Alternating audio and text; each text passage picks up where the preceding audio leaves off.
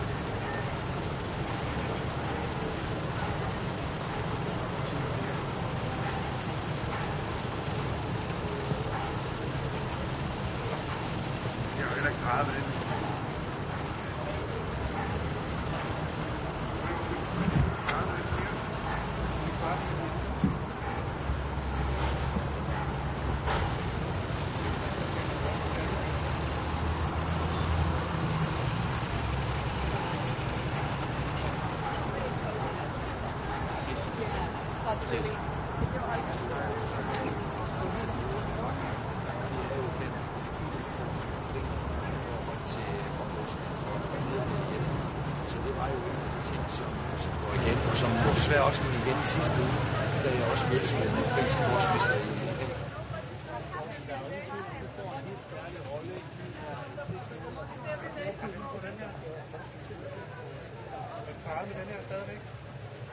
Nej, nu er I lige parret med den der.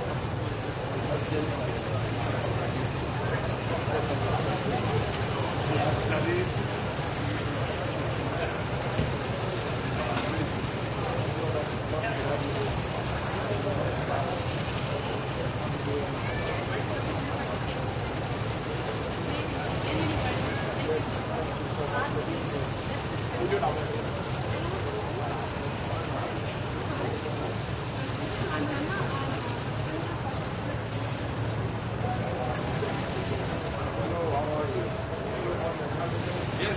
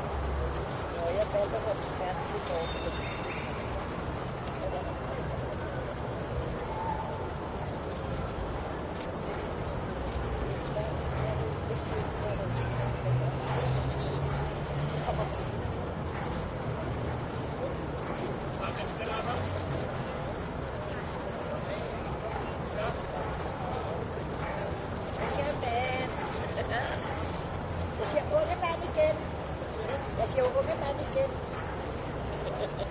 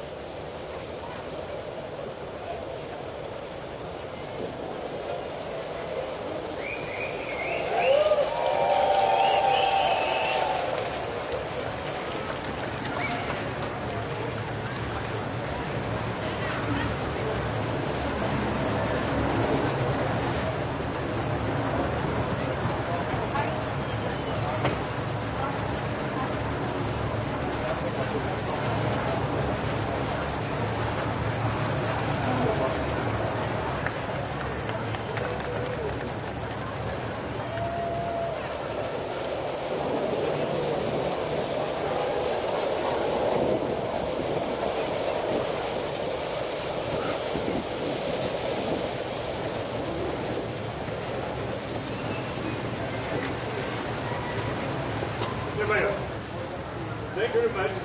It's a great pleasure. Great pleasure.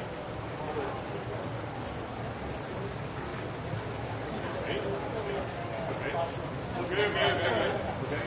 Now, congratulations.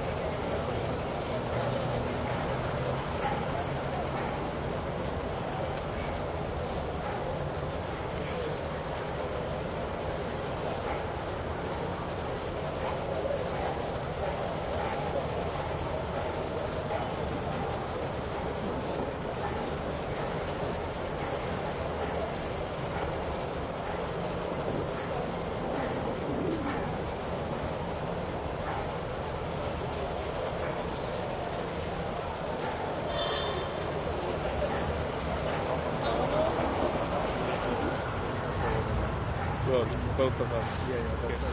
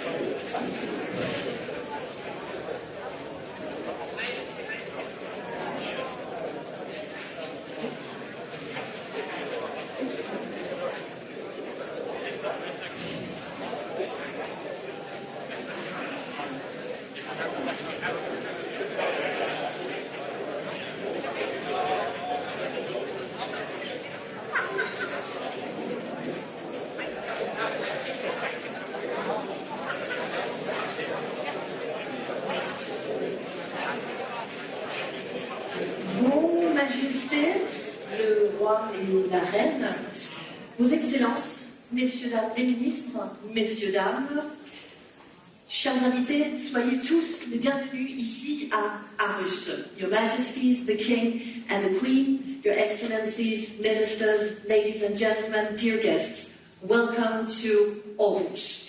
And welcome to this official opening ceremony for the Danish presidency of the Council of the European Union. My name is Stephanie Suruk. I am a news correspondent from Denmark. I'm half French, half Danish, so fully European and fully grateful to guide you through this evening. Tonight, we mark a significant moment. Denmark assumes the presidency of the Council of the European Union for the 8th time of our history. It's an honor, and it's an honor that comes at a particularly critical time. Europe today is facing some of the most complex and serious challenges in recent history, from geopolitical uncertainties to a growing pressure on our shared values and global partnerships. And it's in times like these that unity, cooperation, and open dialogue are more essential than ever. And it's in that spirit that we gather here tonight.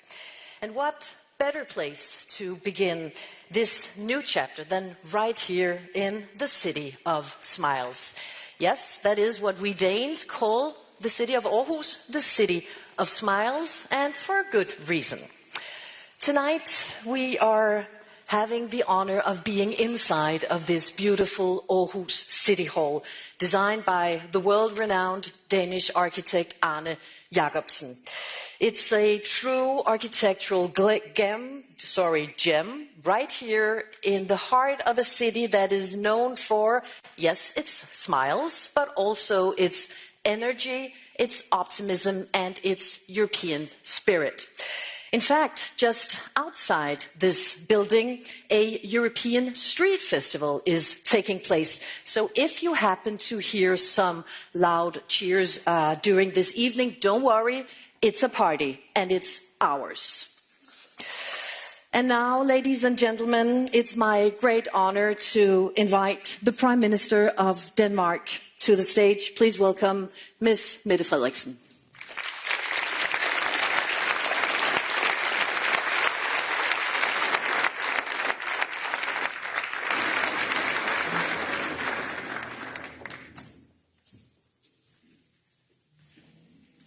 Your Majesties, Your Excellencies, and ladies and gentlemen, welcome. I am honored to see all of you here in wonderful Aarhus. If you look around, you see the work of, as just been said, one of our most famous architects, Arne Jacobsen. This beautiful city hall was built during the Second World War, in the darkest hour of modern European history. Back then, there was a lack of materials. Iron bands in the right size for the construction of the roof were not available. So what did the craftsmen do? Did they wait for the war to end? No. They collected small pieces of iron from all over Denmark. And they put all these pieces together to form the strong iron bands holding the roof together.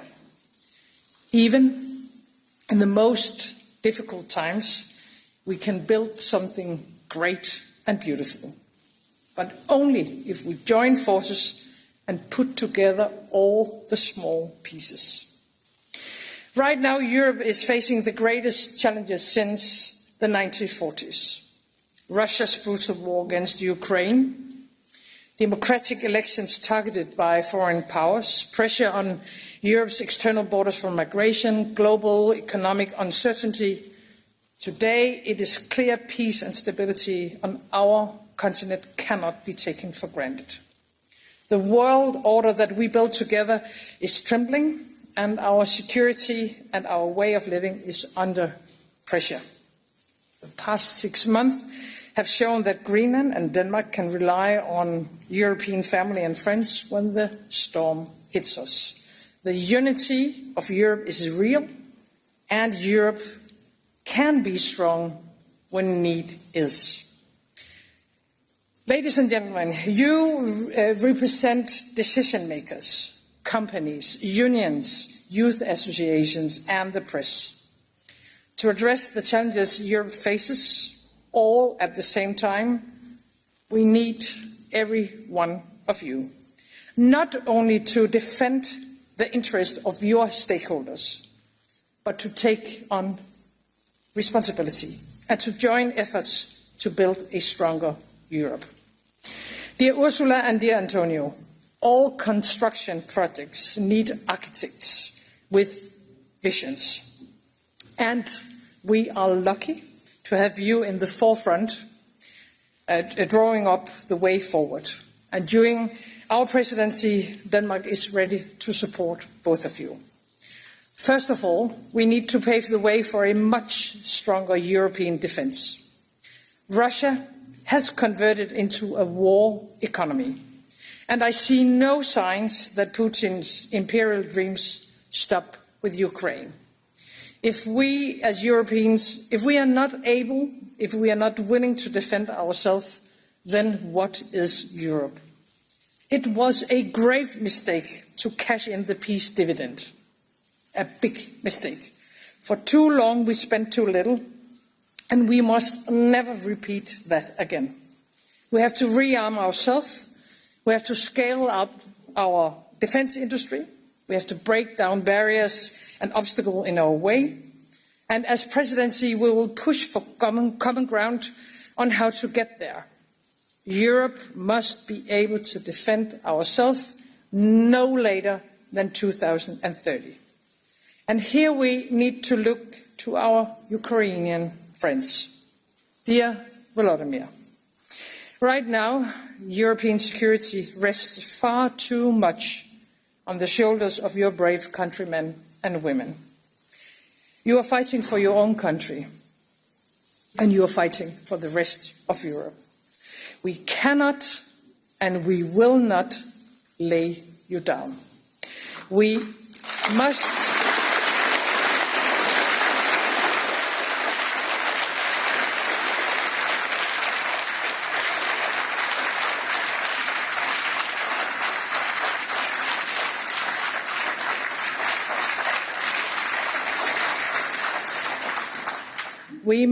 continue our steadfast support for Ukraine and increase the pressure on Russia with more sanctions. We need to look at our support to Ukraine in a different way. We have to change our mindset. Our donations are not charity. They are part of our defense of our common continent, of Europe, of our life and our freedom. And we need to learn from Ukraine, your determination, your sense of urgency, and your ability to innovate. In only a couple of years, Ukraine has built an incredible defense industry. Now we must show that we can do the same in the rest of Europe, and we don't have a single second to waste. Secondly, building a strong Europe is also about migration. Right now, cynical smugglers have the power to decide who can enter Europe and who cannot. We need, of course, to be in control with our own borders. Who can enter and stay in our countries, that needs to be a democratic decision. Many come here to work and to contribute, but some do not. And around Europe, we now see the consequences: crime, radicalization, and terror. We have built some of the most and best societies ever, but we cannot accept anyone who wants to come here. Those that commit serious crimes, they should be expelled. We need to address these challenges. We need to address them head on, take firm action on migration and criminal foreign nationals, because this is all about ensuring that our societies and our citizens are safe. Third, we need to build a stronger Europe economically. European companies should have the best opportunities to succeed in the global markets, to create jobs of the future here in Europe. We must cut red tape and remove burdens, reduce our dependencies, bring Europe forward in a just way for all of our citizens. And while others build tariff walls, we should build new partnerships. Get Mercosur rolling, finalize an agreement with India, not just for the sake of trade, but also for the sake of building strong alliances in a very uncertain world, without ever compromising what makes Europe special. Our social model, our cities where people can live and work, our green leadership. And this is a message for all the commissioners. We need to see the green transition as key to our competitiveness, our independence, especially from Russia, our future. We need to combat climate change and adapt to the dramatic changes that we already see. Floods, storms, but it is not only a matter of fighting climate change. It's not only a matter of creating more and better lives in our cities, not only a matter of strengthening our society. It's all at once and with no time to lose. That is why it is key that we need to set a long-term EU climate target for 2040. It is hard to believe, but Russia remains the second largest exporter of gas to the European Union. Every cent we send to Russia is a support for Russia's war machine. We cannot continue paying them, killing Europeans. We need to work hard to end all import of Russian gas. At the same time, we must bring down our energy costs and roll out clean energy and infrastructure at a level we have never seen before, for ourselves, but also for our children and grandchildren. Ladies and gentlemen, I have trust in Europe, a Europe that will no longer seek shelter behind others, a Europe that is ready to stand up for ourselves, defend ourselves, a Europe standing proud. Let's go to work. Thank you.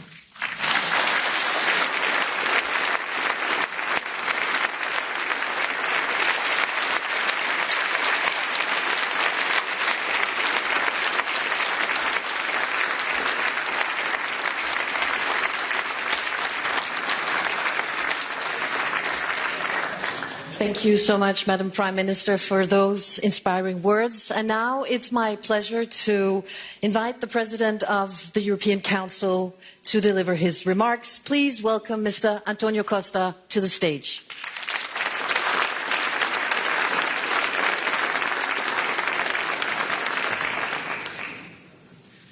Your Majesties, dear Meta, dear Volodymyr, dear Ursula, of course, dear Mayor of Eros, Excellencies, ladies and gentlemen, the start of a new rotating presidency is a moment of renewed energy.